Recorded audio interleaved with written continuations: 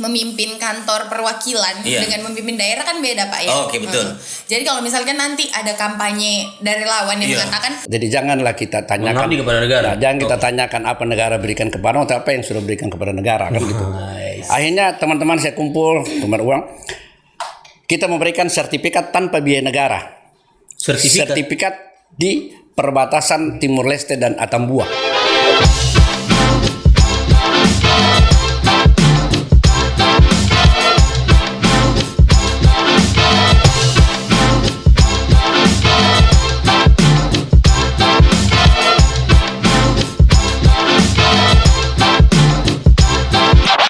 Assalamualaikum warahmatullahi wabarakatuh. Selamat datang di Saraba Channel. Saraba dulu dong. Iya, silakan minum. Alhamdulillah, enaknya. Nah, hari ini kita kembali podcast lagi.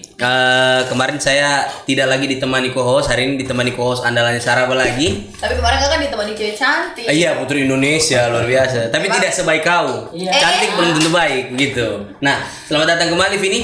Kemarin tidak menemani lagi saya bawa podcast. Hari ini kau kembali lagi. Kau ini keluar masuk di Saraba. Tidak, kemarin itu saya mengistirahatkan diri. Oh iya, kenapa? Supaya bisa prima toh. Oke. Karena mau podcast calon bupati paling berkarisma. Siapa dia? Bapak Muhtar Delu. Luar biasa. Apa kabar Pak Muhtar? Alhamdulillah sehat walafiat. Sehat dong. Selamat datang di Saraba Pak. Alhamdulillah selamat datang. Saya senang ini di sini dengan lorong-lorong ini, inspirasinya sangat banyak. Wah. Orang tahu sudah di lorong. Oh ya mohon maaf ini Pak, kalau tenda ini bagian kampung baru, toli-toli jangan ngikut. Nah Pak, sebelum kita lebih lanjut ini kan sebagai calon bupati kan kita tahu Bapak ini sebagai calon bupati paling berkarisma. Iya betul. Ya kan? Tapi tidak ditahu ini calon bupati apa. Betul, calon bupati. Betul. Balut, bangga atau apa? Bapak calon bupati apa sebenarnya? Alhamdulillah saya calon bupati Kabupaten Toli-Toli. Tempat kelahiran saya dibesarkan dan sekolah di sana. Mantap. Baru calon bupati. Kenapa? Jangan sekolah di luar datang-datang. Waduh. Transferannya banyak loh itu videonya. Siap. Tapi sebelum kita tanya-tanya soal kesiapan maju Toli-Toli, kita mau tanya dulu sebelumnya, Bapak ini memutuskan sebelum jadi calon bupati, Pak Muhtar Delu ini sebenarnya berprofesi sebagai apa dulunya? Saya dulu berkarir di birokrasi. Oh, birokrasi, oke. Ya. Apa di birokrasi di Jadi mana? saya Apakah kepala dinas? Jadi waktu saya kepala kantor pertanahan Kabupaten Toli-Toli. Oke. Kemudian saya pindah ke kepala kantor pertanahan Kabupaten Donggala. Kemudian saya pindah lagi kepala kantor pertanahan Kota Palu. Kemudian saya ke kepala bidang pemberdayaan dan pemanfaatan tanah di Kanwil BPN Sulawesi Tengah di Palu. Dan alhamdulillah semuanya tidak 2 tahun, 1 tahun lebih. Oke. Akhirnya saya menjabat dilantik lagi menjadi Kakanwil BPN Provinsi Sulawesi Tengah. Sulawesi Tengah itu terakhir atau setelah Sulawesi Tengah? Sulawesi Tengah. Jadi ceritanya setelah Sulawesi Tengah. Saya lihat situ lah kenapa orang-orang pertanian di Sulawesi Tengah itu tidak pernah berkarir ke Jawa, bahkan yang menjadi kepala kantor di daerah-daerah kabupaten itu rata-rata orang dari luar. Dari Jawa. Kemudian saya berpikir begitu saya jadi Kanwil, ini yang saya lakukan. Ini PR saya. Apa yang saya lakukan? Yang pertama adalah bagaimana supaya BPN Sulawesi Tengah itu dilirik oleh pusat. Bagaimana? Biasanya kalau yang tidak cantik kan kurang dilirik. Kalau yang tidak cantik jangan lihat ke sini lah. Ini cantik loh Pak. Jadi saya bikin bagaimana? Nah, ternyata bahwa selama ini pertanahan Sulawesi Tengah itu kadang-kadang berada di pada urutan 28, 27. Begitu itu apa? Dari segi apa? Dari segi prestasi kerja kinerja, strategi program-program 28 dari 33 provinsi dulu. Pada saat itu. Saya coba karena saya berpikir sebenarnya kalau kita punya niat baik tidak ada yang tidak bisa. Kan begitu. Dengan niat baik pasti Allah selalu bersama kita. Kalau niat kita baik. Alhamdulillah setelah saya coba teman-teman yang dari Jawa itu tidak bisa pungkiri. Dari Jawa itu punya kemampuan luar biasa. Betul. Alhamdulillah pada saat itu saya 7 bulan saya capai. Akhirnya saya dari hasil itu penilaian Sulawesi Tengah itu mendapat peringkat ketiga dari seluruh Indonesia. Peringkat ketiga dari 28 tadi 23%. Dari 33 provinsi. Tidak dari 28 peringkat langsung 28, ke 33. Langsung peringkat ketiga. Itu apa yang Bapak lakukan? Strategi apa? Saya minta teman-teman itu ya punya niat, kemudian mau bekerja dengan ikhlas, kemudian secara bersama-sama, karena kesuksesan itu akan mengusulkan apabila dengan keikhlasan dan kekompakan. Sepanjang tidak kompak dan tidak ikhlas itu jangan berharap untuk kita menjadi orang sukses. Wow, luar biasa. Jadi alhamdulillah setelah itu kinerja kita bagus. Berikutnya apa yang saya lakukan? Berarti saya punya ya untuk bagaimana kawan-kawan ini bisa. Alhamdulillah setelah itu saya mengajukan ada 6 orang menjadi kepala kantor di Sulawesi Tengah, di Puol daerah mana, dan saya pingin untuk orang daerah situlah yang menjadi kepala kantor dengan catatan dia harus memenuhi mekanisme aturan yang ada. Alhamdulillah pada saat itu 6 orang kepala kantor di Sulawesi Tengah yang terdekat, dan saya ditanya kenapa bisa. Tapi saya nyatakan bahwa setelah dilihat di monitoring itu progres kita memang urutan ketiga, maka diiakanlah usulan saya, dan mereka pada saat itu kepala BPN saya, menteri itu orang dari kejaksaan. Tanya loh, bagaimana dengan orang-orang Jawa yang ada di sana? Saya bilang orang Jawa di sana itu udah luar biasa ilmunya. Dia sudah belajar tangkap naga, tapi di Sulawesi Tengah itu hanya ada ular. Maka mereka kembalikan mereka ke habitatnya sebenarnya. Alhamdulillah. Jadi setelah itu selesai di situ, ternyata dengan berbuat baik itu pasti Allah akan memberikan yang terbaik untuk kita. Akhirnya saya ditempatkan, dimutasikan, harusnya Sulawesi Tengah itu dari Sulawesi Tengah ke Kalimantan Timur, kemudian ke Sulawesi Selatan. Biasanya begitu. Dari tipe C, tipologi C, ke B, dan baru ke A. A itu tidak langsung ke A yang paling plus atas. Iya, ada lagi A plus. Ternyata saya langsung ditempatkan ke kepala BPN Jawa Timur. Tidak pernah sepanjang sejarah itu, jangan orang Sulawesi, orang Tuli-Tuli, Indonesia Timur tidak pernah menjabat sebagai kepala kantor di Jawa Timur. Itu kelas. Bapak orang yang hari ini satu-satunya. Luar biasa. Jadi sebenarnya saya malu menyampaikan ini, tapi tidak apa-apa lah, ini sudah harus kita sampaikan. Tapi kan juga kelihatan juga di media sosialnya Bapak sudah. Jadi setelah itu apa yang saya lakukan? Karena di sana kan biarlah hak mereka. Kenapa orang Indonesia Timur, apalagi orang Sulawesi, Tuli-Tuli yang tidak tahu di mana letaknya. Tapi saya biarkan itu haknya mereka. Saya tunjukkan prestasi, saya bagi dengan strategi saya. Alhamdulillah selama saya di Jawa Timur itu yang pertama saya lakukan adalah pelayanan tercepat. Yaitu layanan 7 menit soal balik nama. 7 menit seluruh Indonesia. Selama ini? Itu biasanya kalau balik nama 7 hari sampai 25 hari. Luar biasa. 7 menit saya lakukan itu. Kemudian setelah itu saya bikin delivery service. Sertifikat diantar ke rumah. Nah, kemudian itu saya bahkan bikin program untuk begitu orang mau mengajukan sertifikatnya, Anda cukup 2 kali datang di kantor, 3 kali. Hanya lewat WA saja sudah terpampang luas tanah saya sekian, begini biayanya dan ini persyaratan. Dan itu bisa menghemat biaya yang keluar dari masyarakat pemohon itu akan lebih banyak karena tidak datang lagi dia ke kantor. Setelah itu saya pada saat itu saya di Kanwil Jawa Timur, alhamdulillah saya juga itu terpilih menjadi ketua umum alumni Akademi Agraria. Karena sekolahnya Bapak memang? Karena sekolah saya Akademi Agraria. Alumni Indonesia? Ini seluruh Indonesia. Luar biasa. Seluruh Indonesia. Setelah itu apa yang saya lakukan pada saat itu? Saya selalu pikir keberadaan saya ini apa yang harus jadi bermanfaat bagi kita. Kesuksesan itu perlu, tapi lebih perlu berguna bagi orang, kan begitu. Betul. Alhamdulillah pada saat itu saya coba waktu saya ketua alumni, saya bagaimana memikirkan tempat kita sekolah. Sekolah di STPN di Jogja. Saya ajak teman-teman semua. Alhamdulillah kita telah memberikan 5 mobil pinjam pakai dari Jakarta Timur dan mana untuk diberikan pakai pada mereka. Kemudian ambulans 1, kita kumpul teman-teman alumni. Alhamdulillah. Kemudian motor sekitar 25 unit kita bikin. Jadi semua berpartisipasi itu. Dan ternyata orang ini mau, cuma karena sentuhan-sentuhan itu yang tidak ada. Kalau ada sentuhan pasti orang tergerak untuk itu. Karena komunikasi yang baik juga. Kemudian komunikasi baik dan memang betul-betul kelihatan kalau kita mau apa dan kelihatan itu. Nah, setelah itu tidak sampai di situ. Akhirnya saya teman-teman lagi saya minta bagaimana kita untuk bisa mengabdi kepada negara. Jadi janganlah kita tanyakan kepada negara. Jangan kita tanyakan apa negara berikan kepada orang, tapi apa yang sudah berikan kepada negara, kan gitu. Akhirnya teman-teman saya kumpul, teman uang, kita memberikan sertifikat tanpa biaya negara. sertifikat di perbatasan Timur Leste dan Atambua. Karena saya ketua umum, saya laksanakan di sana. Ada sekitar 1.000 sertifikat tanpa biaya negara, APBN. Nah, itu dengan biaya kita sendiri. Berarti dari biaya swadaya. Swadaya teman-teman.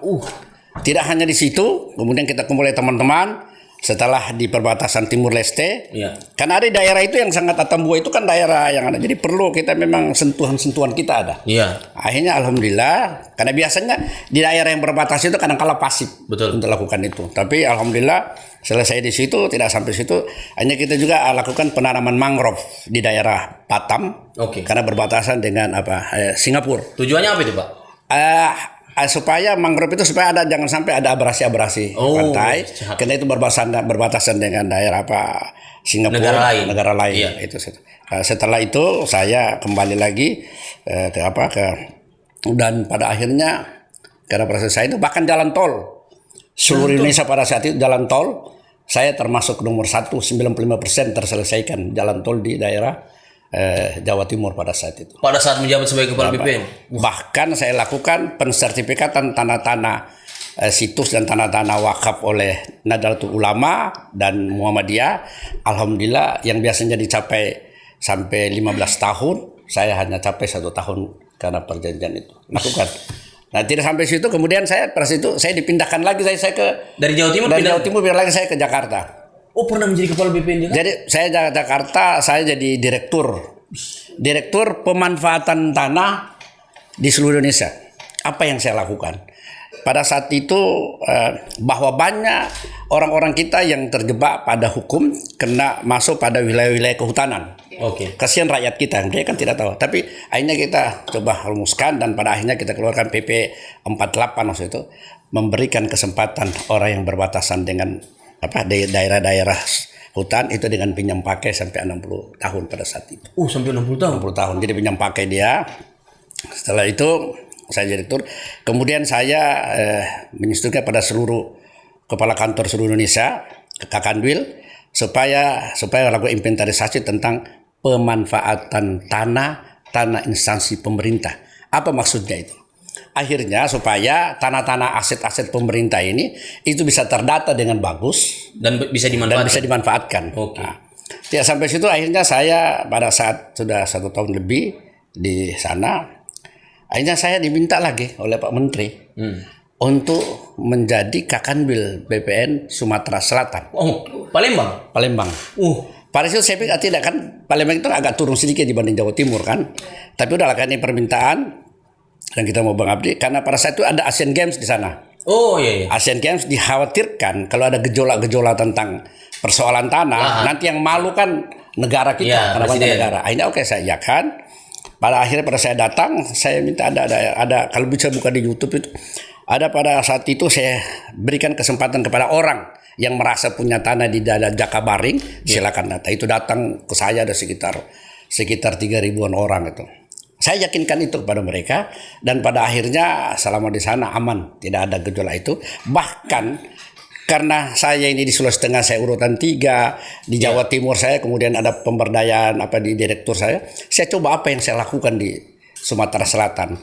Kalau saya untuk berkompetisi di provinsi tentunya agak sulit. Maka saya coba kumpulkan semua orang-orang yang berpotensi. Itu saya kumpul di Sumatera di bagian di kota Palembang untuk menyelesaikan program strategi negara kerja-kerja. Alhamdulillah pada bulan April kalau salah itu saya untuk tingkat kabupaten tingkat 2 mendapat peringkat pertama seluruh Indonesia itu kota Palembang.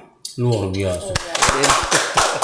Nah, itulah gitu ya. Selesai saya di daerah sudah akhirnya saya diminta lagi untuk bisa mengabdi di daerah tenaga ahli, tapi saya bilang saya kembali saja dulu ke daerah. Dan saya ingin mengabdi untuk daerah yang saya cintai. Luar biasa. Berarti itu terakhir karir Bapak sebagai kepala BPN ada di Palembang. Di Palembang tidak ada riak-riak demo dan lain-lain. Pernah Bapak di demo? Alhamdulillah saya tidak pernah di demo, bahkan alhamdulillah penyelesaian sengketa di sana saya selesaikan dengan baik. Orang Palembang luar biasa loh, keras-keras juga karena biar kapal selam dorong makan. Jawa Timur Madura keras juga, alhamdulillah. Iya, tapi dalam bentuk PMP. Tapi berarti Bapak berprestasi sekali menjadi kepala BPN waktu dulu itu Pak. Dapat penghargaan apa saja Pak dari negara? Saya pikir begini, penghargaan dari negara saya sebenarnya tidak butuh. Yang penting ada penghargaan dari masyarakat. Oke. Dan penilaian dari Allah Subhanahu wa taala. Itu yang paling penting. Penghargaan dari negara itu bonus saja, Pak. Bonus saja. Yang penting kan kita melaksanakan tugas dengan baik. Dan dari Toli-Toli, Donggala Palu, Jawa Timur, kemudian Jakarta, kemudian Palembang. Untung Bapak ini cuma dari Toli-Toli, Palu, Donggala. Coba Bapak keliling Sulawesi Tengah, calon gubernur Bapak ini. Betul. Pak, kan tentunya memimpin kantor perwakilan dengan memimpin daerah kan beda, Pak, ya. Oke, betul. Jadi kalau misalkan nanti ada kampanye dari lawan yang mengatakan memimpin Kanwil, Kanwil kan beda. Belum tentu berhasil. Belum tentu berhasil dengan memimpin daerah. Itu bagaimana sikap Bapak menanggapi itu? Jadi saya kira kalau itu kan kita harus belajar atau anatomi daerah, anatomi apa yang kita akan pimpin. Buktinya saja kok saya bisa mimpin di Sulawesi Tengah, dan saya bisa ke Jawa Timur yang begitu keras. Jadi sebenarnya tidak ada yang sebenarnya kalau perlakuan kita itu adalah bagaimana memperlakukan orang. Iya.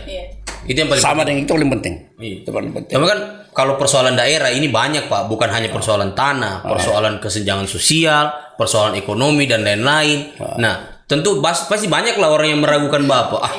Bapak kan cuma urus lahan, urus tanah. Beda kalau bupati ini semua dia urus. Nah, itu bagaimana Bapak menjawab tantangan itu? Oke. Saya kembali memang saya belajar dari cara kita hidup.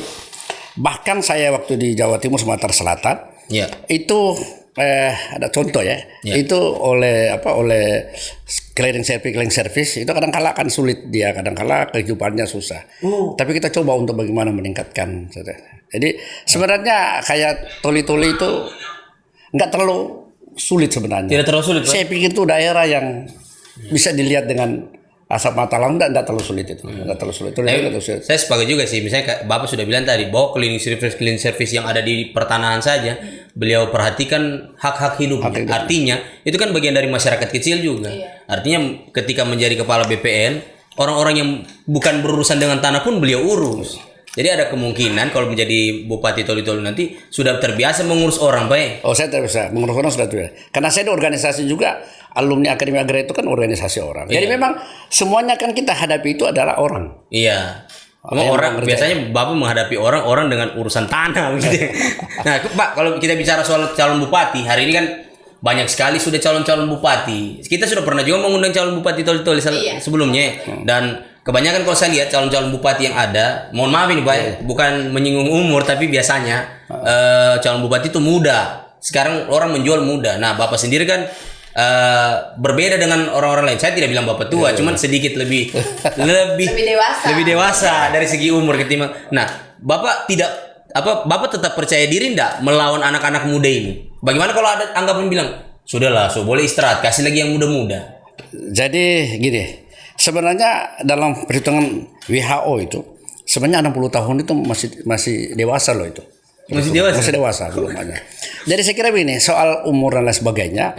Saya kira tadi konsep pemberian sepanjang kita memberikan ruang untuk anak-anak muda itu penting. Biar dia muda tapi dia tidak punya memberikan konsep ruang kepada anak-anak muda, apa yang kita harapkan. Yang penting adalah konsep dan kesempatan ruang yang diberikan kepada anak muda kita berikan untuk dia itu. Jadi saya kira itu yang kita. Jadi saya kira tergantung kita. Belum tentu yang muda itu punya konsep memberikan kesempatan untuk anak-anak muda. Saya kira itu yang penting, karena Allah sudah mengajarkan kepada kita dengan tangan ini kan. Ada bagiannya jempol, ada bagian jari telunjuk, ada tengah, semua punya bagian itu. Jadi sebenarnya ini persoalan konsep saja. Konsep. Jadi pemimpin kalau dia misalnya tua, belum tentu konsepnya juga tua, gagasannya tua. Biasanya juga dia memberikan ruang kepada anak-anak muda, begitu, Pak? Ya, satu contoh ya. Satu contoh misalnya clearing service. Kita persamakan dia, bayangkan melakukan penghargaan buat dia.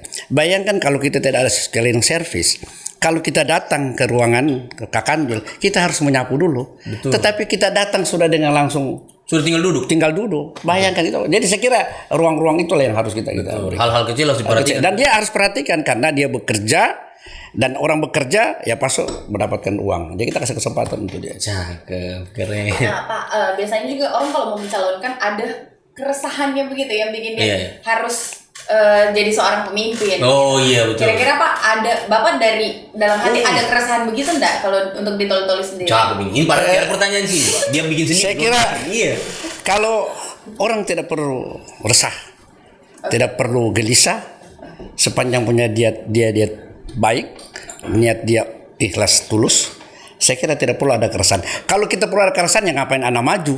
Kita harus ada optimisme, bukan pesimisme yang muncul. Karena pesimisme itu akan mengalahkan kita 50% untuk pertarungan. Cuma maksud Vinin tadi Pak, Bapak punya keresahan apa sehingga Bapak terdorong untuk maju sebagai calon bupati Toli-Toli? Apa yang Bapak resahkan di sana? Iya. Saya rasa di sana adalah penataan sumber daya manusia, dalam hal ini ASN. Dengan pengelolaan sumber daya alam itu belum jalan sebagaimana yang semestinya. Menempatkan orang sesuai dengan bidang ilmu yang dimiliki. Kalau persoalan sumber daya alam tadi, sumber daya seperti apa yang belum maksimal, Pak? Contoh, ini saya kasih contoh. Sebenarnya di Toli-Toli itu ya, saya bahkan sebenarnya daerah Toli itu sangat luar biasa. Satu contoh, makanya kita mengarahkan pada kegiatan pertanian secara keseluruhan, yaitu misalnya dari pertanian darat, pertanian itu. Karena pertanian itu ada pertanian perikanan, kemudian peternakan itu kalau sudah daerah luar pertanian itu daerah berdasarkan data yang ada sementara saya lihat sana itu mengenai luas lahan yang bisa dimanfaatkan itu sekitar 6.000 hektar. 6.000 hektar luas lahan yang bisa dimanfaatkan. Itu tidak terolahkan itu. Berarti itu lahan tidur. Lahan tidur. Nah, kebetulan saya juga adalah bagian dari situ untuk memanfaatkan tanah itu. Karena kepala BPN. Jadi sebenarnya kalau kita lihat sebenarnya kan begini, negara kita kan negara agraris 30%. Jadi harusnya masyarakat Toli-Toli itu hidup lebih enak karena hidupnya. Mohon maaf karena pada saat saya juga di Jawa Timur, saya sering ke Vietnam, saya sering ke Thailand, kemudian bahkan saya ke Amsterdam untuk melakukan kegiatan. Bapak mau sombong dengan gitu nih. Bercanda. Jadi memberikan motivasi kepada jangan kamu ragu lah tentang kepemimpinan saya kan seperti itu. Jadi gini. Jadi pertanyaan, bayangkan kalau kita buka lahan, makanya kita coba untuk bikin passive income. Bagaimana orang bekerja, orang tidak bekerja tapi ada pemasukannya dia. Bagaimana itu, Bu? Satu contoh begini. Tanah di sana. Saya mau juga soalnya. Jadi di sana kan luas lahan. Ini lahan yang tidak sementara datanya mungkin data yang paling minimal itu ada namanya LP2B juga kan. Itu datanya sekitar 6.000 hektar. Bayangkan kalau kita olah itu, cara olahnya gimana? Kita tanam jagung. Saya juga kebetulan coba lakukan itu. Kita tanam jagung, 1 hektar jagung itu menghabiskan anggaran sekitar 6 juta. 1 hektar. Hasilnya bagaimana? 6 juta itu kalau kita kelola dalam 4 bulan, itu bisa 1 hektar itu menghasilkan 4 ton paling minimal. 4 ton dengan harga 4.000 saja. Kemarin sampai 8.000 harganya itu. Harga jagung. Jadi jagung pakan kan. Itu sudah 16 juta. 16 juta kita kembali pokoknya itu 6 juta berarti ada plus ada untung 10 juta. 10 juta itu kalau kali 5.000 saja berarti ada 50 miliar uang yang beredar di Kabupaten Toli. Maka kalau itu daya belinya masyarakat akan banyak. Nah, dari mana yang 10 juta itu? Nah, 10 juta itu adalah kita berikan kepada yang punya tanah itu adalah 8 juta. Kan begitu. Tadi dia sudah dapat ongkosnya kan sudah dikeluarkan. Sudah. Masih ada 2 juta. 200 rupiah itu diberikan kepada untuk administrasi di tingkat pemerintahan desa. Jadi ada 1.800.000. 1 juta kita kita berikan kepada para ASN pegawai yang punya basic di pertanian jagung itu. 800.000 itu kita berikan kepada para pengangguran. Jadi sama-sama kerja sih pengangguran. Jadi kalau 1 hektar itu ada 2 orang situ dari pegawai yang membidangi itu, kemudian para pengangguran. Berarti dalam 1 orang itu dia dari 1 pegawai 1 pengangguran kerja, dia menguasai 10 hektar. 10 hektar ada pegawai kan, berarti ada 10 juta punya dia. 10 juta dibagi 4 bulan ada 2,5 juta pendapatannya per bulan. Yang pengangguran tadi ada 8 juta, ada 2 juta per bulan. Sementara kehidupan masyarakat kita harus berpikir bahwa minimal dia harus mengeluarkan uang dalam 1 hari 50.000. Berarti ada 1,5 juta akan tercapai lah untuk kehidupan dia di situ. Daya beli kalau saya buka itu daya beli meningkat karena dengan satu gerakan itu daya beli meningkat itu. Bahkan kegiatan perburuhan di pelabuhan itu jalan. Karena daya beli meningkat, maka pasokan barang dari itu bakal akan murah. Maka inflasi akan tertekan dengan itu sebenarnya. Inflasi tertekan dengan itu. Nah, kalau saya buka 5.000 hektar, berarti ada 1.000 tenaga yang saya harus gunakan. Iya. Yaitu 500 tadi pegawai 500 tadi. Itu Pengangguran. dari satu sisi saja. Iya. Itu baru jagung. Nah, kita coba misalnya peternakan sapi. Banyak sekali sana kandang-kandang yang sudah diberikan oleh pemerintah tapi kok tidak dimanfaatkan. Nah, bayangkan kalau kita buka kita beli sapi saja. Iya. Harga 8.000 satu ekor, kita pelihara 4 bulan. 8.000 satu ekor. 8 juta satu ekor. Saya kaget juga 8.000. 8 juta satu ekor. 8 juta kemudian kita kelola pelihara di 4 bulan itu bisa sampai 15 juta. 16 juta, betul. 15 juta berarti ada selisih 7 juta. Iya. Biaya operasional, biaya makan dan operasional itu sekitar 2,5 juta per ekor. Okay. Berarti ada keuntungan 5 juta per ekor. Bayangkan kalau kita daerah-daerah sana itu banyaknya itu daerah yang tidak produktif. Dengan catatan kita harus bisa siapkan tanah untuk tanaman rumput gajah. Iya, untuk dikasih makan sapi. Itu dari sisi peternakan. Saya kira udah kita bisa ekspor. Kita ini kan nanti akan daerah penyangga. Sudah siapkah untuk itu? Betul. Saya kalau dipotong saya siap untuk itu. Jadi berarti oke. Kemudian apa lagi, Pak? Silakan. Perikanan. Tadi kan perikanan. Oke, iya. Perikanan itu coba kita bayangkan. Itu ada di sana daerah perikanan. Ya. Tapi intinya adalah dari pertanian tadi perikanan yang kita lakukan adalah pemetaan penwilayahan komoditi di mana harus ada database. Toli database yang Bapak sudah punya ya. Kalau saya sudah punya data itu Jadi kalau belum punya kita lakukan. Ada litbang kan untuk lakukan itu. Iya. Itu misalnya di daerah untuk karamba saja. Ini saya contoh. Banyak karamba yang sana yang tidak termanfaatkan. Padahal itu pemberian dari negara pemerintah. Banyak sekarang. Itu kenapa alasannya, Pak? Baik di pertanian maupun di peternakan. Kadang-kala ada pemberian pemerintah itu dia rusak bukan karena dipakai, rusak karena tidak dipakai. Betul sebagai itu. Harusnya ada 3 hal sebenarnya dalam rangka meningkatkan taraf hidup orang. Yang pertama dia butuh modal. Kemudian modal kita bisa lakukan dengan perusahaan-perusahaan daerah. Kita dirikanlah perusahaan daerah. Perusahaan daerah. Kemudian dengan edukasi dari pemerintah.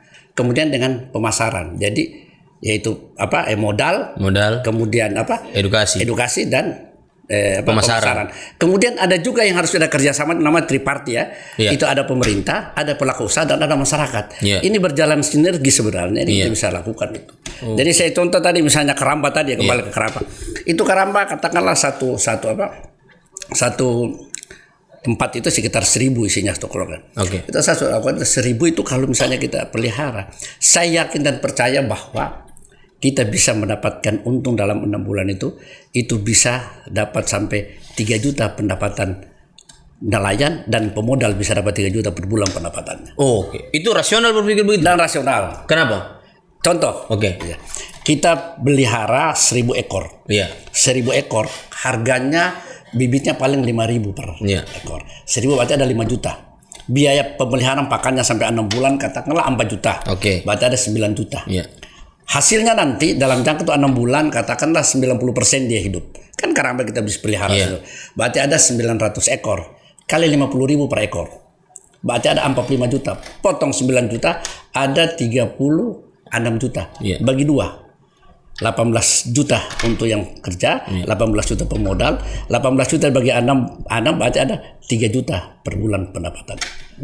Rasional. Dan itu bisa.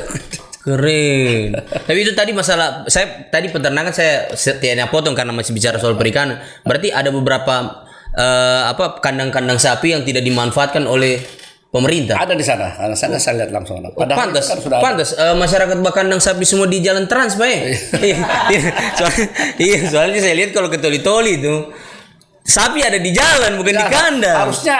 bagaimana dia bisa hidup sama dia? Sapi kan perlu ada pemeliharaan yang. Iya, ada pemeliharaan khusus harusnya sapi. Tidak bisa dibiarkan dia dan mengganggu orang lain itu. Iya, jadi kalau kita berjalan ke toli-toli, kenapa sapi bisa tidur di jalan ini? Memang harus yang urus toli-toli ini adalah orang yang mengerti lahan seperti beliau ini. Beliau kan dari pertanahan, jadi mengerti lahan. Jadi deh, manusia itu kan dari tanah. Iya. Kita lahir mendapatkan dari tanah akan ke tanah. Iya, betul. Maka kita harus bisa lakukan pemeliharaan itu. Tidak ada yang tidak butuh. Sampai dari kita lahir sampai kita mati, meninggal, itu butuh tanah. Cakep, keren. Cocok sudah Bapak jadi bupati. Oh, kenapa? Karena kan mantan kepala pertanahan. Oke. Karena hanya mantan kepala kantor pertanahan yang bisa kalahkan petahana. Luar biasa. Luar biasa. Nah, Pak, Bapak ini kan pernah mencalonkan kemarin. Pernah. Di urutan kedua, suara kedua lah. Ya. Tidak terpilih. Nah, itu kira-kira Bapak bisa mengevaluasi enggak kira-kira apa saja yang harus dievaluasi pada saat kalah kemarin itu, Pak? Oke. Sebenarnya kita memang harus belajar dari kalahnya. Oke. Kan begitu. Betul. Kadang-kala orang yang menang juga terlena dengan kemenangannya. Wow. Nah, kadang-kala itu merebut itu sebenarnya lebih gampang daripada mempertahankan. Woi. Makanya pelakor laku, Pak. Iya, karena susah sekali mempertahankan hubungan. Jadi enggak terus sudah karena saya dulu baru pertama hanya 8 bulan saya bergerak. 8 bulan? 8 bulan saya bergerak. Oke. Alhamdulillah jadi tadinya begini, saya juga kadang-kadang berpikir gini.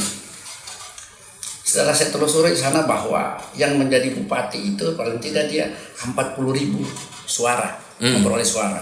Maka target saya 40.000. 40.000? Paling bagus. Oke. Dan harus. Sorry sahabat, masyarakat ada berapa di sana? 100 sekarang ini 165. 165 itu. Oke. 40.000 sudah aman harusnya. Dan menang di kota. Oh, itu indikatornya? Itu indikator. Oh, oke.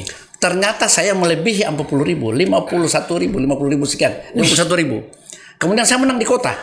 Harusnya sudah memenuhi syarat menang. Syarat menang. Tapi ternyata tidak. Kenapa? Allah belum meridhoi kita. Meridhoi saya dan saya hanya minta bukan diizinkan Allah, tapi diridhoi oleh Allah. Firaun dan Hitler itu diizinkan oleh Allah.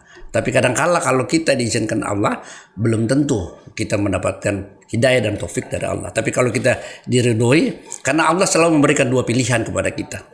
Ini yang jahat, ini yang baik. Ini Anda memilih untuk yang mana. Iya. Jadi Bapak mau menjadi pemimpin yang diridhoi Allah. Tapi sebenarnya waktu itu bisa menang dah Bapak? Hitung-hitungan itu harusnya menang. Tapi lagi-lagi karena diizinkan Allah tapi belum tentu diridhoi Allah. Cakep sekali, Le. Iya. Tapi kalau soal Bapak ini kan sebenarnya terpilih menjadi anggota DPR, Vini. Saya kira informasi beliau ini terpilih menjadi anggota DPR. Kemarin mencalonkan kan, Pak? Saya mencalonkan ujung ombak aja saya. Tanpa saya apa-apa tidak berikan, karena saya memberikan pendidikan politik buat mereka. Pendidikan politik seperti apa, Pak? Saya tidak memberikan sesuatu apapun kepada mereka. Biar mereka hadir di situ. Dan alhamdulillah ternyata Allah tidak tidur. Ternyata saya juga bisa menjadi anggota DPRD walaupun saya tidak berbuat apa-apa. Walaupun dikatakan bahwa sekarang lagi pragmatis segala sesuatunya. Tapi alhamdulillah saya tidak. Ternyata bisa juga. Tidak harus. Sebenarnya harusnya kita tunggulah yang pemerintahan Allah, tidak harusnya tergesa-gesa. Harusnya kita bisa jadi seperti itu. Tapi kenapa Bapak memutuskan untuk maju sebagai anggota DPR habis itu kemudian sama saja mempermainkan mempermainkan pemilu. Ketika Bapak sudah dipercayakan dan diamanahkan rakyat menjadi anggota legislatif, Bapak justru memilih mengundurkan diri dan tidak ingin dilantik. Jadi memang dari awal saya sudah sampaikan bahwa begitu saya masuk jadi ketua PKB, saya bilang saya nggak usah masuk, saya membesarkan partai saja.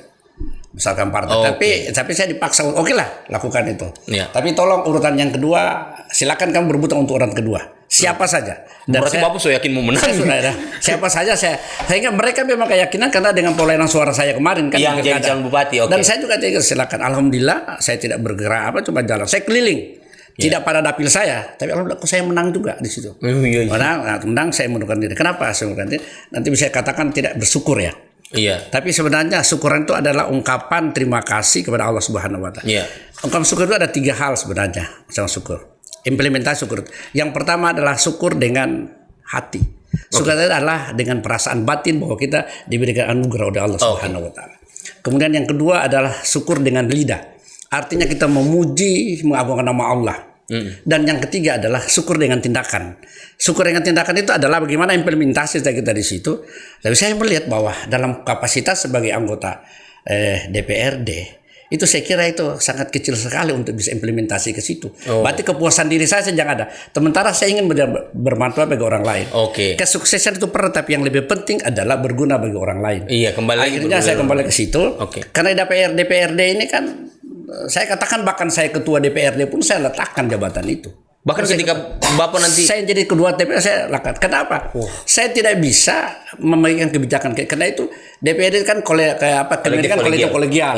Bisa saja kita tapi kebijakan itu ada pada eksekutif. Karena dia hanya pengawasan. Sementara kalau dia eksekutif bupati urusan dia kan 3. Itu urusan pemerintahan, urusan ke masyarakat dan urusan pembangunan. Nah itu ini cuma mengawasi aja dia katakan. Jadi saya di situ. Jadi bukan karena tidak syukur, tidak bersyukur. Ya, ada 3 tadi syukur yang Bapak bilang. Syukur dengan hati. Syukur hati. Itu ada perasaan kepuasan batin. Berarti diri sendiri kan? Iya. Syukur dengan lidah, berarti dengan memuji lidah. Tetapi dengan tindakan perbuatan itu yang saya sanksikan. Sementara ingin kita menjadi orang khairunas anfa'ulinas, berguna bermanfaat bagi orang lain. Ada juga syukur kain di sini, penjahit. Iya, penjahit yang membaru ada. Intinya adalah syukur juga namanya. Akan lebih baik kita menjadi orang pemberi daripada orang yang menerima. Jadi ini sudah terbantahkan ketika orang bilang, wah Pak Muhtar ini tidak amanah ketika diberikan jabatan sebagai. Silakan. Memang sarapan itu. Enak ini. Ketika sudah diamanahkan menjadi anggota DPR, malam pilih jadi calon bupati, dan kalau jadi calon bupati kan belum tentu menang, Pak. Itu lagi persoalannya. Maaf ini, Pak. Ya, kita serahkan karena kita tidak bisa mendahului kehendak Allah. Yang penting kita ikhtiar, berusaha. Yang penting kita bisa hadirkan. Insya Allah saya menjadi pemimpin ada 4 hal dalam ajaran agama Islam, mohon maaf ya. Iya. Jangan minta maaf, Pak. Bapak ini pakai pelajaran dari gitu. Fatona dia cerdas, bagaimana mencerdaskan orang. Kemudian dia adalah amanah. Tablik. Bagaimana memahami memahami akan kesulitan orang. Kemudian amanah tidak berbohong, tindakannya sesuai dengan perbuatannya. Dia katakan harus aja. Saya kan bicaranya sesuai dengan tindakan. Saya katakan saya itu dan saya kembalikan, tidak karena saya jadi calon bupati bawah saya tidak. Itu pun saya letakkan.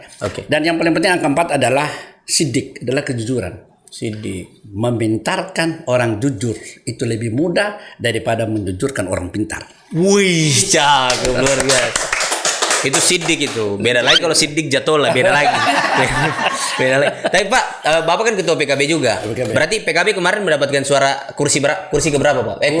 Berapa kursi? Alhamdulillah dari 0 kursi. Dari 0. Alhamdulillah dari tadinya 0. Yang 2019 2024 udah dapat. Hanya saya dapat 2 kursi.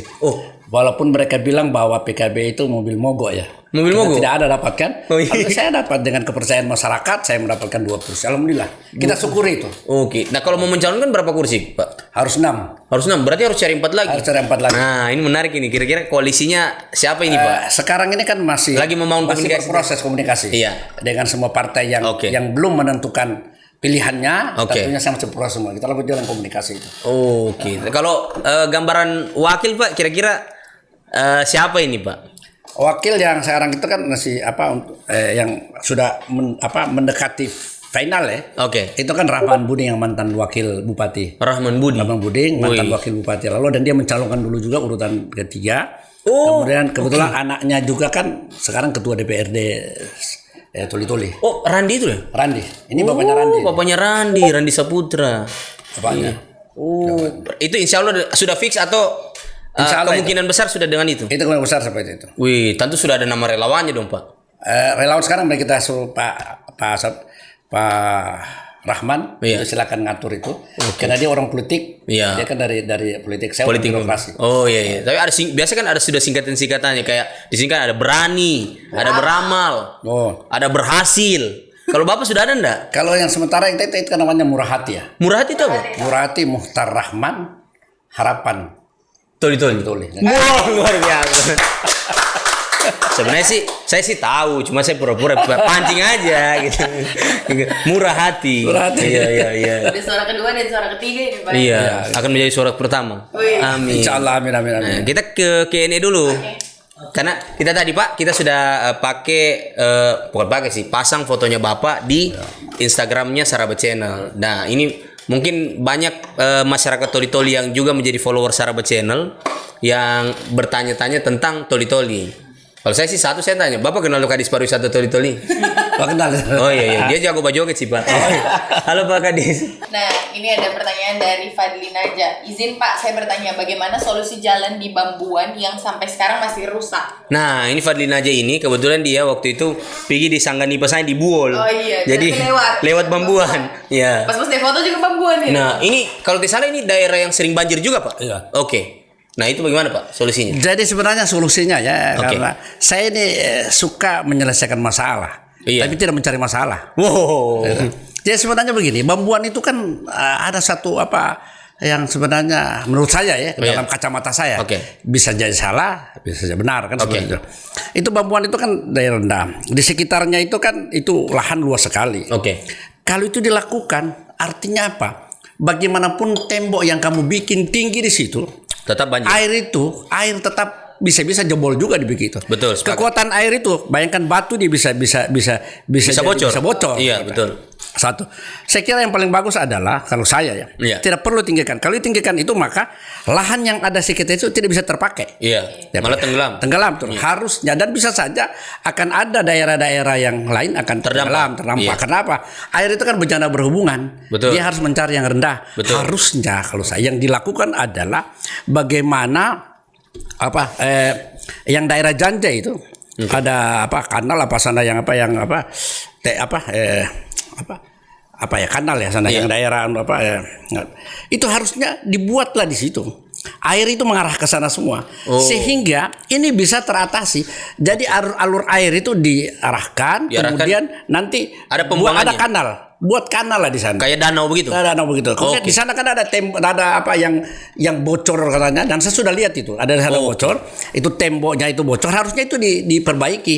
Jadi karena bocor itu kan merambah air ke betul. Itu harusnya itu. Bukan ini yang harus Anda lakukan sebenarnya. Cuma memang saya kira koordinasi antara dari aparat desa mungkin bukan dari aparat kita termasuk itu kan lain-lain yang membidangi tentang jalan itu ada ketuaan tapi bangnya daerah danau dan sungai itu kan ada tersendiri harusnya itu mereka bisa secara bersama lakukan itu.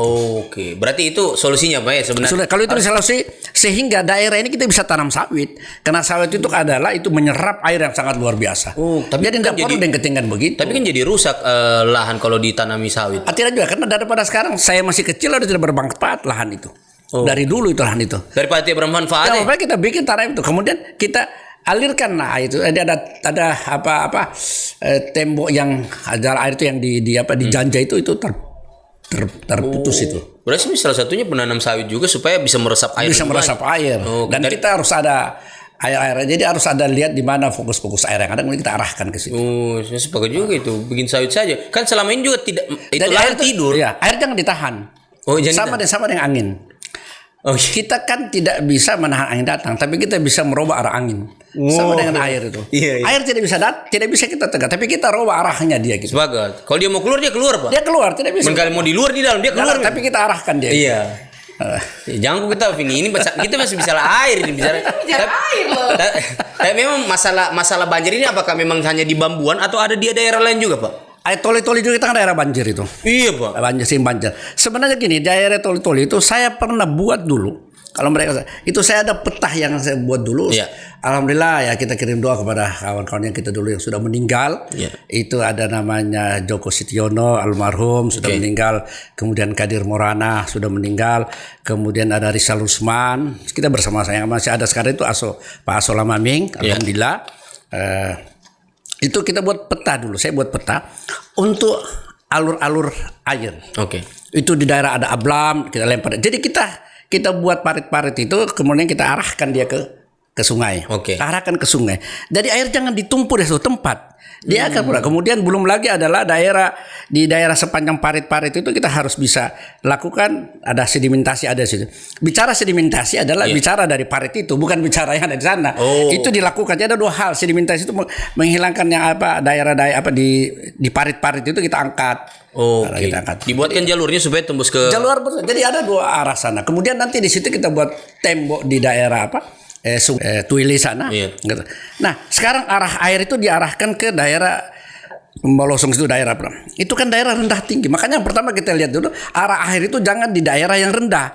Khawatir begitu datang air pasang itu tidak akan bisa melewati dia. Betul. Harusnya daerah ketinggian. Kemudian bila perlu di satu titik itu yang paling rendah kita taruh situ seperti tembok untuk kayak plan ya, begitu dia air naik kita tutup dia di situ, sehingga mengurangi arus datangnya air yang mengalir begitu deras pada saat air pasang.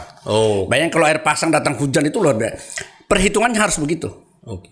Berarti betul-betul calon bupati atau bupati terpilih nanti harus betul-betul mendeteksi air-air ini nanti jangan sampai merambah kemana-mana. Dan sudah ada, saya orang Toli-Toli, saya Bapak paham. Sudah ada master plan? Sudah ada master plan-nya, sudah ada. Kebetulan saya juga pada saat kepala kantor itu saya lakukan penataan tentang konsolidasi tanah perkotaan.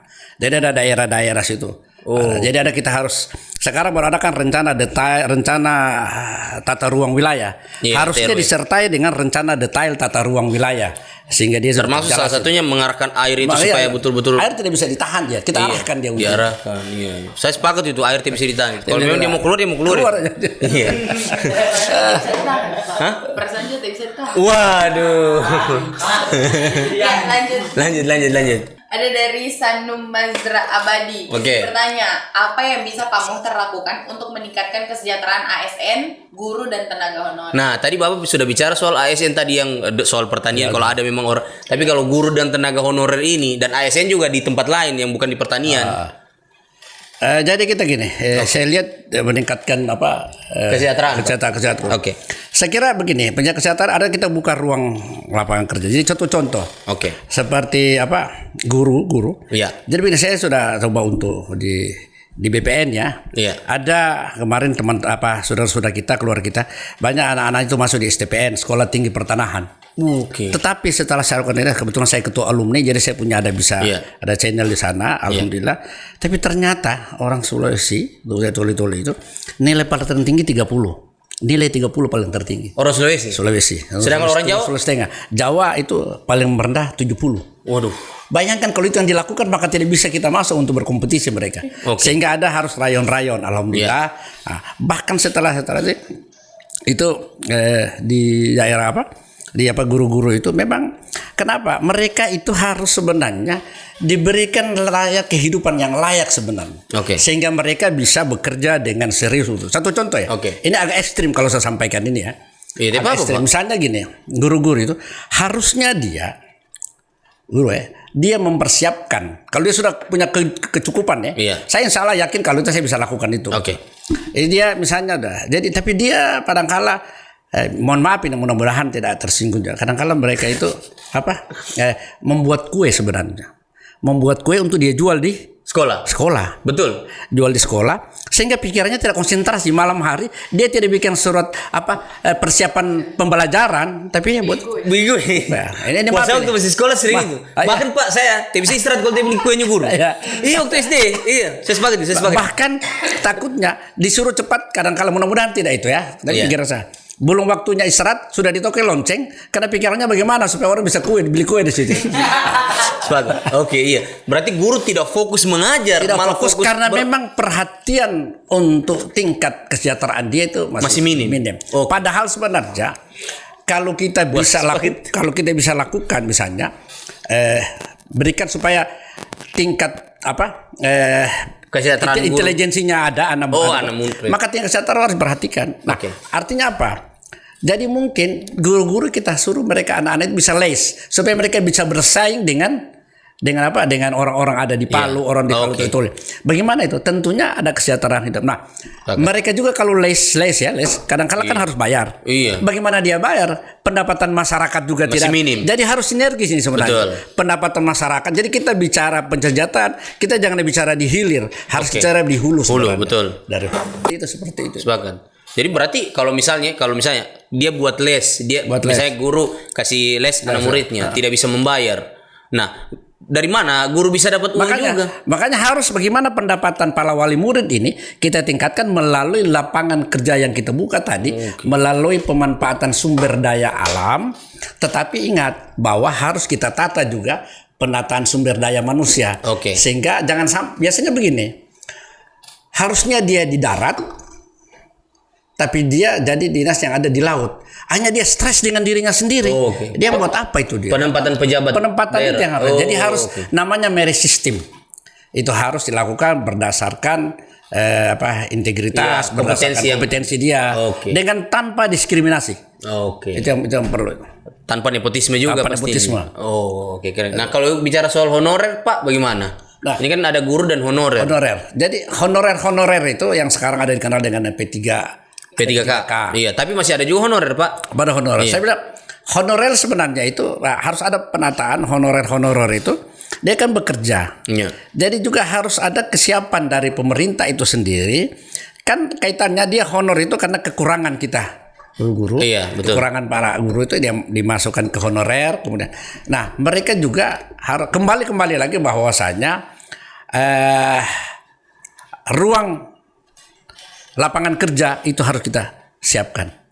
Jadi pendapatan harus kita lakukan. Berarti maksud Bapak jangan lagi berpikir untuk menjadi honorer, ada ruang-ruang lain yang diciptakan. Bisa dia menjadi honorer, tetapi gini, dia tetap honorer, tapi dengan catatan bahwa ada pendapatan yang lain, pendapatan dari lain, sehingga ada pendapatan daerah, pendapatan daerah yang dengan memanfaatkan sumber daya alam yang tadi itu, sehingga bisa teratasi itu. Karena nasib honorer kan sampai hari ini bingung juga honorer. Jadi intinya honorer itu kan mau bekerja, karena tidak tersedianya lapangan kerja, makanya mereka masuk. Bahkan ada yang kita lihat, yang kadang-kala saya miris lihatnya harusnya ada penataan di sana. Misalnya kantor A memerlukan berapa orang di situ?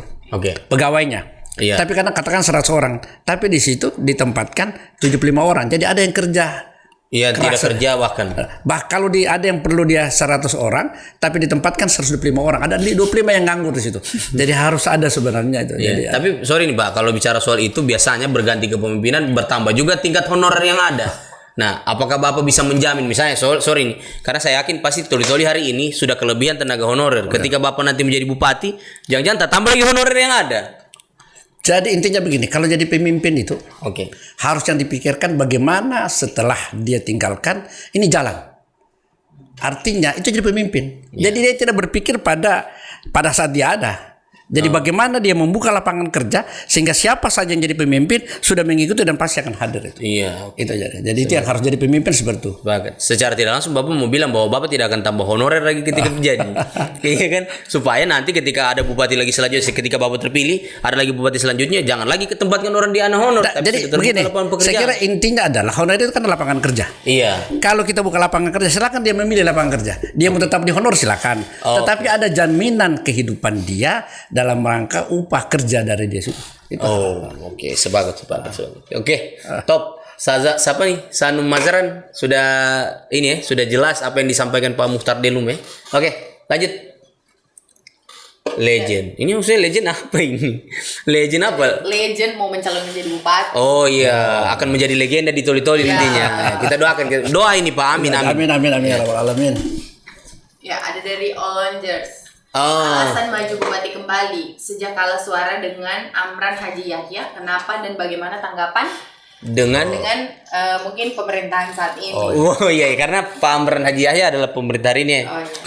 Jadi gini, saya kira namanya berjuang itu, jangan kita patah hati dan patah semangat. Berjuanglah terus sepanjang kita masih ada kesempatan dan kita punya. Jadi begini, masih ada kemampuan. Saya kira masyarakat Toli-Toli juga harus bisa melihat rekam jejak. Rekam jejak, inovasi, kreativitas, apa yang sudah dibuat. Saya kira itu, tinggal itu aja. Saya kira begini, kalau dulu orang yang terpilih itu orang belum lihat dia kan, tapi sekarang sudah kelihatan. Apa dia milih kemana terserah dia kan, tinggal lihat aja. Tapi ini ditanya juga soal bagaimana tanggapan Bapak dengan pemerintahan hari ini. Saya kira kalau pemerintah hari ini kita serahkan kepada mereka yang menilai. Saya serahkan kepada mereka yang menilai. Tentunya penilaian itu dari saya, tapi dari sini ya mereka. Makanya saya tampil. Tentunya penilaian mereka tentang pemerintahan ini baik dan tidaknya tergantung masyarakat. Kompetisi ke depan. Kalau saya misalnya ditakdir untuk itu, berarti masyarakat itu mau perubahan untuk yang lebih baik. Luar biasa. Meskipun yang dilawan petahana hari ini Pak Karena kan biasanya sulit sekali nih mengalahkan petahana, Pak. Saya kira tidak ada yang sulit sebenarnya. Oke. Kalau saya orang tidak pernah. Satu contoh ya seperti saya kerja di dalam birokrasi. Oke. Orang bilang begitu sulit masuk Jawa. Enggak, saya kok menjadi kepala kantor bertahan di Jawa itu sulit. Iya. Tapi saya langsung tembak jadi Kakanwil. Luar biasa. Jadi saya kira tidak ada dengan niat kita yang baik, saya kira. Artinya sudah menuliskan sejarah. Sejarah selanjutnya adalah mengalahkan petahana. Amin. Tapi saya kira kalau soal pertarungan tidak ada kalah yang menang. Oke. Tapi saya kira tinggal takdir Allah yang memberikan kita untuk itu. Sepakat. Lanjut. Olongers. Apa lagi? Ada pertanyaan dari Kue Dadar. Mantap. Ini kue dadar buatan ibu guru tadi mungkin. Iya. Kan dari ini. Gebrakan apa yang akan dilakukan oleh Bapak untuk meningkatkan hasil-hasil pertanian, perkebunan, perikanan di Kulit? Tadi sudah dijawab, tapi mungkin dipertegas lagi, Pak. Dari pertanian secara keseluruhan, pertanian kita fokus pada sawah. Oke. Yang saya pikir bahwasannya di toli-toli itu yang kita lakukan adalah intensifikasi dan ekstensifikasi. Wah, Pak, boleh sederhanakan sedikit bahasa? Oh ya, mohon maaf ini. Ekstensifikasi adalah pembuka lahan tadi saya katakan tadi, buka lahan. Itu tadi saya mengerti, Pak. Pembukaan ekstensifikasi namanya pembukaan lahan. Kemudian intensifikasi adalah meningkatkan produktivitas. Jadi gini.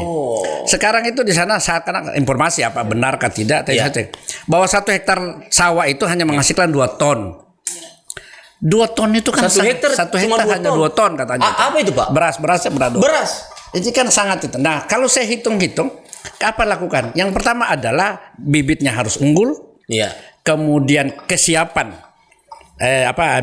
pupuk dan racun itu harus ada. Oke. Nah, ini kan yang harus kita lakukan sehingga ada peningkatan airnya harus jelas sehingga ada peningkatan produktivitas. Saya hitung, Pak. Kalau dia hanya 2 ton per hektar. Di sana saya dapat dengan data LP2B lahan pertanian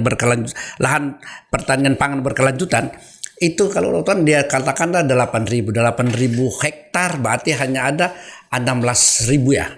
16.000. Ya karena kali 2 tuh. 12.000 kali. Kalau dia 2 kali tanam berarti hanya 32.000 ton. 20.000 ton maka kalau dengan jumlah penduduk di sana itu sekitar 100. Itu jumlah. Itu tidak cukup, bahkan itu harus ada impor dari sana. Harusnya bagaimana kita mensupluskan itu adalah melalui intensifikasi. Penyediaan bibit yang unggul, kemudian mengenai pupuk yang sangat bisa dibutuhkan, kemudian mengenai pengairannya. Itu kalau jadi yang dilakukan adalah ekstensifikasi dan intensifikasi. Ekstensifikasi adalah pembukaan lahan, pemanfaatan. Bahkan bila perlu adalah itu dilakukan yaitu adalah diversifikasi tanaman.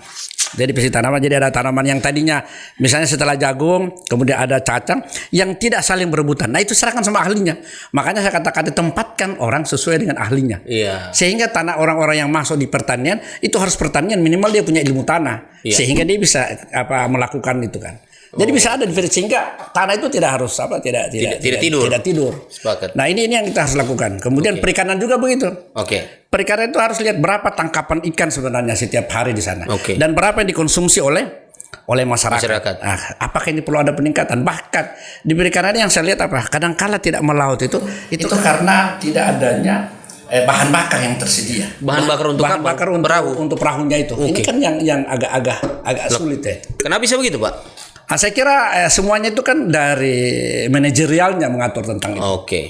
Itu sebabnya. Karena seperti saya contoh, seperti di Jawa Timur, di Surabaya sama di Sumatera Selatan, itu bahan bakar tersedia itu di mana-mana. Di sana tidak ada antri seperti itu. Iya, makanya agak aneh, Pak. Kalau misalnya alasan tidak melaut karena tidak ada bahan bakar. Bahkan saya lihat orang antri bahan bakar itu adalah yang nelayan ini pergi antri di Pertamina.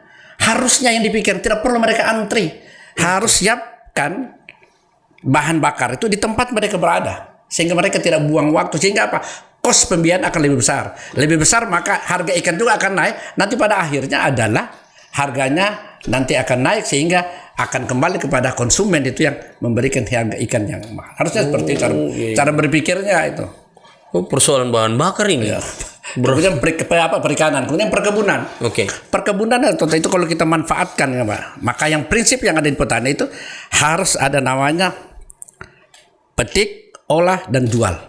Jangan petik jual, itu akan jadi murah. Jadi petik, olah dan jual. Contoh, Pak, contoh. Satu contoh anak saya kemarin saya suruh tanam bawang goreng. Bawang goreng itu ditoli-toli, Pak? di sini. Oh, oke. Bawang goreng di sini itu dia dapat berapa? Dia jual itu 35.000 per kilo. Oke. Setelah dibuat jadi bawang goreng harganya 225.000 di sini. 225.000 per kilo. Bayangkan itu. Ini petani loh. Jadi sebenarnya kita bisa lakukan Indonesia. Tetapi itu 225 kenapa? Kadang-kala yang membuat mahal itu hasil adalah karena harga dokumen. Oh, oke. Tahu harga dokumen yang mahal sebenarnya. BPOM Dia harus dan lain-lain itu mahal sebenarnya. Itu sebenarnya kita bisa kurangi itu dengan tidak ada dokumen-dokumen yang terlalu. Jadi kita pangkas. Dan saya kalau jadi bupati itu saya lakukan. Kalau tidak dipangkas tidak dipercaya dong produknya, Pak. Ada juga. Okay. Saya kira dengan biaya yang murah. Kadang-kadang biaya dokumen yang mahal kadang-kadang. Oh, okay. Itu yang itu kalau saya lihat. Berarti maksudnya pemerintah akan menyediakan. Pemerintah paling tidak ada memberikan stimulus bahwa ya kenapa tidak kalau misalnya biayanya itu ya kita paling tidak hanya biaya kertas saja, enggak usah. Biaya kertas saja untuk kita lakukan itu. Jadi janganlah kita mendapatkan pendapatan daerah itu dengan mengambil dari rakyat kita sendiri. Jadi bagaimana kita meningkatkan itu? Minimal kita meningkatkan pendapatan daerah. Itu pendapatan daerah itu bisa dinikmati juga oleh rakyat dan ada juga kelebihan-kelebihan yang dinikmati oleh masyarakat yang orang lain. Oke. Tapi kalau perkebunan itu kan Bapak kasih contoh di Palu. Kalau perkebunan di Toli-Toli kira-kira spesifiknya apa yang akan dimanfaatkan? Perkebunan coba orang tidak bayangkan sekarang harga coklat itu sampai melewati harga apa? Cingke. Coklat sekarang lebih mahal daripada cingke. Cuma sekarang ada yang di fenomena yang masyarakat begini. Kadangkala dia tidak mau pupuk itu. Karena pupuknya yang pertama pupuknya terbatas. Oh, terbatas dan mahal lagi. Oke. Padahal dia bilang, pandai pikir kalau saya kasih pupuk nanti juga biayanya besar. Padahal dengan adanya pupuk itu dan anti hama dan lain sebagainya, itu kan meningkatkan produktivitas. Mungkin tadinya cingkih itu harga ada hasilnya mungkin cuma 3 kilo, mungkin jadi 6 kilo. Iya. Akan bisa tertutupi biaya produksi yang lakukan itu dengan lakukan. Iya, akan tertutupi biaya beli pupuk tadi. Dan sekarang juga kadang-kala di petani itu biasanya begini. Nah itu harus ada edukasi, makanya saya katakan edukasi. Kadang-kala dia punya sawah, dia punya di laut, dan dia sudah punya kebun. Bingung dia harus mana yang dikerjakan dahulu, kan itu ya. Jadi ada edukasinya kurang. Oke. Nah tadi perkebunan yang Bapak belum selesai tadi, misalnya cengkeh atau coklat yang akan dimanfaatkan, tidak boleh dipetik langsung jual. Jadi ada diolah. Nah, misalnya kayak cengkeh, adakah industri pengolahannya di sana atau coklat apakah saya ada? Saya kira itu yang saya katakan dari awal adalah kita lakukan perusahaan daerah yang bisa melakukan lobby itu. Berarti pemanfaatan itu bisa mungkin bisa di situ pabrik rokok bisa ada seperti itu. Wih, ada rokok toli-toli.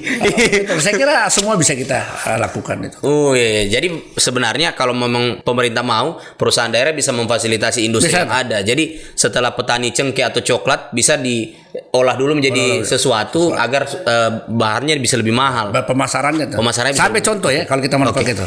Saya contoh waktu saya di Sumatera Selatan dulu dengan Pak Gubernur, ada biaya pompanisasi untuk mengalir air itu harga kalau kita beli di Jepang itu sekitar 1,2 miliar. Tetapi setelah kita gunakan, sudah ongkir itu Pak? Ya sudah digunakan lagi keluaran dari Universitas Sriwijaya, kemudian bersatukan situ. Mereka buat itu. Ternyata anak-anak kita lebih cerdas. Bisa. Biayanya memakan paling tidak sekitar 800.000. Berarti ada penghematan kita 400 juta. Dari luar biasa. Ini kan berarti hanya kita tidak punya memberikan kesempatan kepada lokal kita, kearifan lokal itu harus kita lakukan. Karena kita bisa lihat kemampuan seseorang manakala dia ada kesempatan. Jangan kita menjustis orang tidak punya kemampuan padahal kita tidak memberikan kesempatan ruang dia untuk lakukan itu. Cakep. Mungkin kalau beli di Jepang pakai pihak ketiga jadi lebih bagus. Lebih mahal. Iya, itu yang bikin mahal karena pakai pihak ketiga. Kalau untuk dibeli di anak daerah kan tinggal beli saja 800.000 lumayan murah. Tapi kalau 1,5 M itu bukan PL itu. Tender itu kalau lanjut. Ada pertanyaan lagi nih Pak.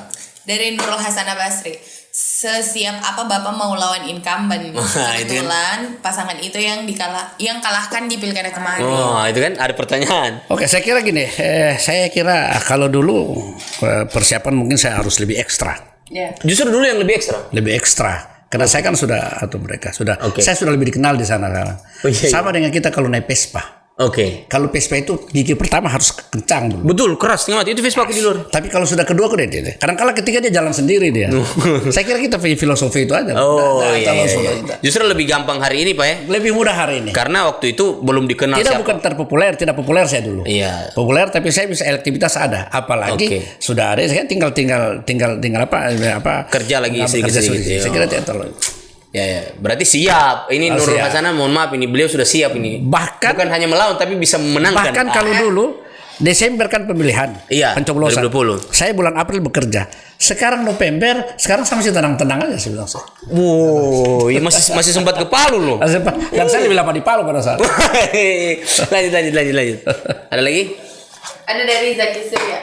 Tanggapan Bapak dalam memberdayakan putra-putri daerah toli-toli yang bersekolah di luar. Nah, cakep juga ini. Berarti ada sementara putra-putri toli-toli yang lagi bersekolah di luar dan mungkin tidak terberdayakan dengan baik. Sorry nih. Jadi sebenarnya kita harus anak-anak di luar itu karena mereka menjadi aset kita.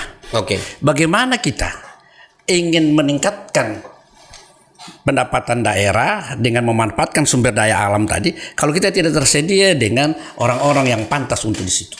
Maka kita siapkan dia dulu untuk karena intelektual itu harus diperlukan sehingga dia harus bisa bersaing yang lain manakala dia punya asrama. Artinya dia harus artinya ketenangan bekerja, ketenangan belajar orang itu kalau fasilitasnya sudah ada. Iya, tempat tinggal ada. Bahkan bila perlu dengan peningkatan pendapatan itu kita bisa barangkali menyisihkan pembiayaan dia untuk katakan semester kita berikan. Satu contoh, saya sudah hari ini saya sudah lakukan ini. Jadi contoh.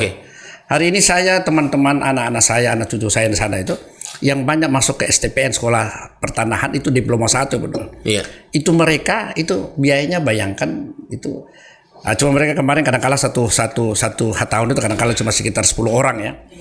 Itu biayanya cuma sekitar habisnya 25 juta 1 tahun. Nah, setelah mereka dari sana kembali ke sini, itu mereka bisa bekerja dan pendapatan itu sampai 3, 4 sampai 5 juta pendapatannya per bulan.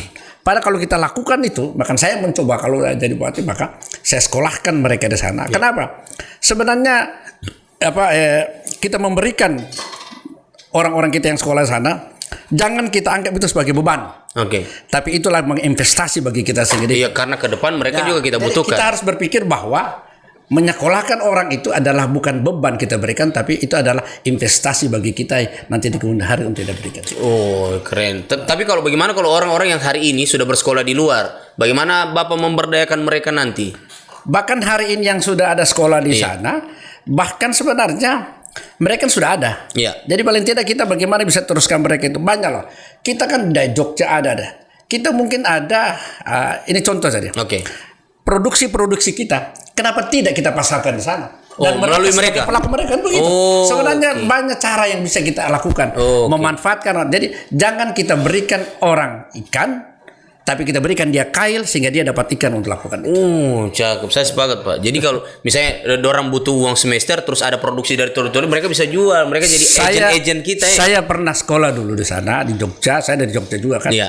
Bayangkan saya dari toli-toli, saya bawa minyak, saya bawa ikan. Kemudian di sana saya berikan kepada teman-teman di sana, dan mereka dengan senang hati kasih uang kepada saya. Ini strategi loh, kasih uang kepada pembelajar. Kemudian setelah saya pulang dari sana, saya beli itu tas-tas kulit, kemudian sabuk-sabuk kulit. Kemudian saya kasih ke teman-teman yang ada di BPN, saya akan tugas belajar itu, saya kasih. Kemudian saya beli sana 5.000, mungkin mereka kasih 15.000. Begitu saya pulang, saya dapat uang lagi untuk mereka berikan. Jadi kreativitas untuk menjual, bagus ini. Bapak dari Jogja? Saya dari Jogja. Oh, pantas istimewa. Lanjut. Oh, habis. Oh ya, oke. Nah, Pak. Sebenarnya yang kok ada pantun dah untuk Pak Muhtar. Ini luar biasa loh penjelasan. Dia ada pantun untuk Bapak. Tolong Bapak-bapak ibu-ibu yang ada di sini tolong tepuk tangan atau cakepnya ya untuk mendukung pantunnya Vini ya. Iya, Beli cengkeh dibawa ke Galumpang. Cakep. Toli-toli kalau Pak Muhtar menang. Luar biasa. Mungkin saya terakhir Pak sebelum tutup saya tertarik dengan waktu kita berdiskusi di Triple F. Bapak ini punya filosofi sendiri tentang menamai nama anak begitu ya. Nah, mungkin Bapak bisa menjelaskan juga di sini. Ini keren menurut saya, Pak. Jadi gini. Jadi Bang, apapun yang kita rencanakan itu harus betul-betul terencana dan matang terencana. Jangan kita merencanakan sesuatu yang tidak bisa kita lakukan. Merencanakan harus yang bisa kita harus spesifik, Pak ya. Harus spesifik, terjangkau.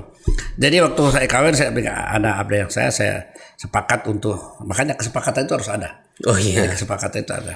Ya, karena secara bersama-sama kita harus. Betul. Jadi anak saya kan 4.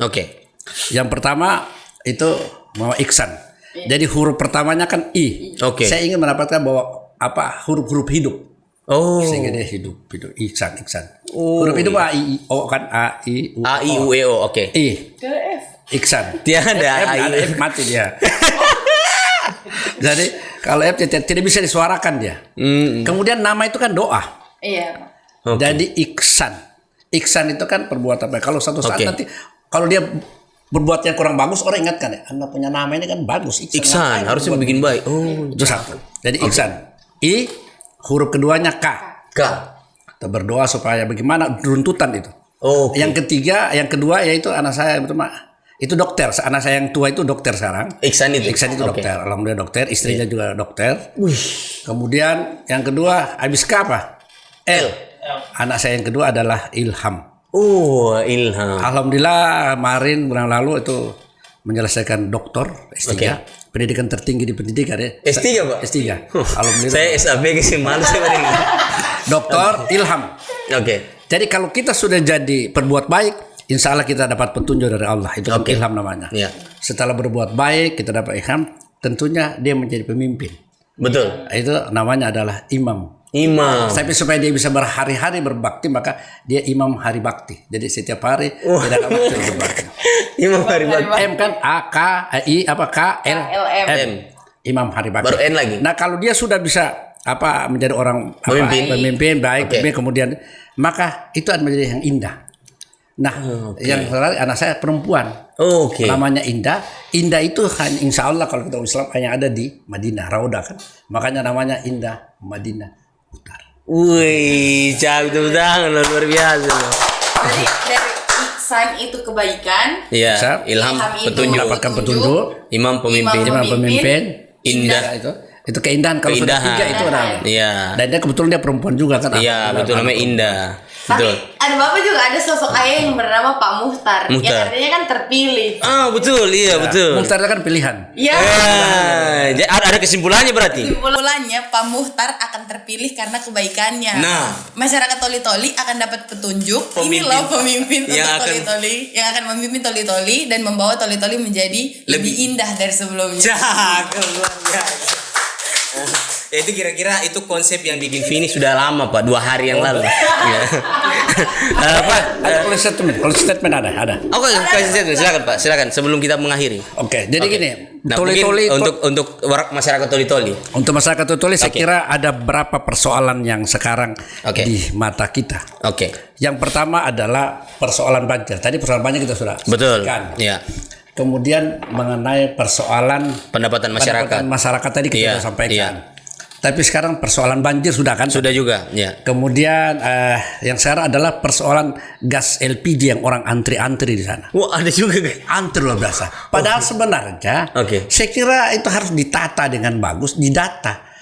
Siapa-siapa kan kita punya ada data. Betul. Ada data berapa orang sih yang punya yang berhak untuk mendapatkan gas 3 kilo. 3 kilo. Kan ada. Kenapa harus berebutan? Betul. Harusnya tidak perlu berebutan. Betul. Saya kira tinggal manajemen mengatur tentang itu. Nah, itu satu. Saya itu yang bersalah. Kemudian juga masalah air. Kenapa air, Pak? Air PDAM. Air bersih. Itu kan aneh juga. Kalau waktu hujan kok mati air? Harusnya air banyak, kenapa harus mati? Kan begitu. Jadi pengelolaan yang semacam itu. Insya Allah kalau saya hadir itu semua teratasi di situ. Nah, kemudian masalah sampah. Sampah di sana kan sampah loh. Bapak belajar dari wali kota kami lah. Kami dapat tadi pura loh. Saya dulu waktu sampah saya banyak dengan beroleh dengan Pak Hidayat. Oh, Pak Hidayat mantan Pak Hidayat Makarta, kemudian pindah juga Pak SF. Harusnya sampai itu kan kita paling tidak armada kita siapkan di daerah berapa, kemudian kita masuk di Sakai yang kecil-kecil itu, kasih Kaisar. Nanti kita pisahkan sampah. Bagaimana membiasakan kayak apa? Membiasakan orang itu malu untuk membuang sampah sembarangan. Itu kan perilaku aja ya. Iya, perilaku itu. Nah, kemudian itu masalah penerangan lampu. Lampu itu kan sebenarnya harus bisa kita lakukan itu. Kenapa? Potensi kegelapan itu akan menghadirkan yang tidak bisa, yang sama sekali kita tidak inginkan. Kegelapan. Betul. Jadi, ada juga orang yang suka gelap, tapi janganlah. Iya. Jadi ini beberapa hal itu bahkan saya dengar itu ada masalah TPP ya. Di pegawai. Saya kira maka saya kembali kepada perencanaan. Perencanaan. Saya kira kalau saya yang ini hadir tidak hanya TPP yang kita perhatikan, bahkan pendapatan di luar tadi yang saya katakan pemberdayaan itu. Saya kira saya kira kita harus bagaimana semasa kita masih kuat, kita harus berusaha mendapatkan pekerjaan itu untuk menjadi investasi. Janganlah kita biarkan keadaan ini itu akan dialami oleh anak cucu kita di kemudian hari. Itu yang paling penting. Keren. Mungkin terakhir Pak, Bapak mungkin menyampaikan ke masyarakat Toli-Toli keinginan Bapak untuk maju. Terus mungkin saya Pak Mukhtar di rumah berkeinginan maju. Seperti itulah kira-kira closing statement yang menurut kami bagus. Kepada masyarakat Toli-Toli, yang pertama hadirkan jiwa yang sejuk. Sehingga dalam kompetisi ini itu semua kita orang baik. Para calon-calon itu adalah orang baik, tetapi tentunya kita memilih yang terbaik untuk itu. Pilihlah masyarakat yang punya jiwa tadi, punya kecerdasan, fatona, kemudian dia adalah amanah, bicaranya sesuai dengan apa yang dia sampaikan. Jangan hanya janji-janji. Kemudian tablik, memahami dan mengerti apa yang harus dilakukan oleh seorang. Kemudian kejujuran. Itu jadi masalah. Kemudian nanti pilihlah orang yang tidak hanya mengomong tentang visi dan misi. Visi dan misi itu bisa saja dicaplok dari mana-mana, bisa jadi. Tetapi visi dan misi itu apakah dia bisa mewujudkan itu? Yang jelas kita harus lihat adalah rekam jejak dia, apa yang dia sudah lakukan, bagaimana track record dia, kemudian bagaimana sikap dia. Bagaimana ketaatan dia kepada Allah Subhanahu wa taala, itu yang paling penting, karena kita harus bisa minta kepada Allah Subhanahu wa taala karena kita ingin mendapatkan rahmat dari Allah Subhanahu wa taala. Untuk mendapatkan rahmat dari Allah Subhanahu wa taala itu adalah yang tadi adalah itu orang-orang yang beramal saleh, kemudian mentaati tentang kejujuran yang harus dia lakukan. Saya kira itu, dan mohon kepada saudara di Toli-Toli, janganlah persoalan politik ini itu sampai memecah belakang keluarga. Mari kita sepakat, dan yang paling penting adalah minta petunjuk kepada Allah Subhanahu wa taala, dan insya Allah akan memberikan petunjuk yang lebih baik, karena dia Maha mengetahui, dia Maha penyayang. Maka sebagaimana dalam surat Al-Fatihah itu, iyyaka na'budu wa iyyaka nasta'in. Jangan meminta petunjuk sebelum Anda melakukan penyembahan kepada Allah Subhanahu wa taala. Sembahlah dia dulu, kemudian kalau toh memang ada yang mengatakan bahwa kita sembah, kadang-kala kita juga diberikan terbaik. Itu adalah namanya istirahat. Dia berikan kepada orang-orang yang sebenarnya dia murkai, tapi dia berikan itu ya. Karena sifat Maha Penyayang. Maha Penyayang Allah Subhanahu wa taala. Saya kira itu. Terima kasih. Saya jadi lakukanlah yang terbaik untuk kita. Mari kita jadikan pemilihan bupati ini adalah yang lebih nyaman, terbaik bagi kita. Kita ingat memilih bukan pada saat sekarang, tapi kita memilih dalam 5 menit dipilih, itu akan menentukan kehidupan nasib kita di 5 tahun.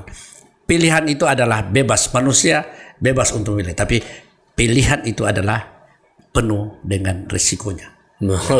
Keren, luar biasa. Jadi saya kira demikian. Siap. Wallahu muwaffiq ila aqwamit thariq. Wassalamualaikum warahmatullahi wabarakatuh. Waalaikumsalam. Saya tutup Pak, minta maaf. Ini bukan sambutan ini Pak. Terima kasih Pak sudah datang di Sarawak Channel. Terima kasih, mudah-mudahan hajat Bapak untuk Toli-Toli yang kemarin belum sempat menduduki kursi bupati, mudah-mudahan tahun ini adalah rezekinya Bapak sudah. Amin. Mudah-mudahan. Jangan lupa nanti kita MOU antara Pemkab Toli-Toli dan Sarawak Channel. Dan kita mungkin kalau siapa tahu Bapak terpilih, ajak-ajak lagi kita ke Toli-Toli. Oh ya, pasti itu. Mudah-mudahan sehat selalu dalam perjuangannya Bapak. Kau ada pesan-pesan Vini? Sehat selalu Pak, mohon maaf kalau ada salah kata yang disengaja maupun tidak disengaja. Iya, disengaja semua kayaknya Pak. Iya, tiada apa lagi? Sudah. Terima kasih Pak. Sehat selalu Pak. Sampai ketemu di podcast selanjutnya. Tetap di Saraba Channel. Sarapan dulu dong. Minum dulu dong. Minum dulu.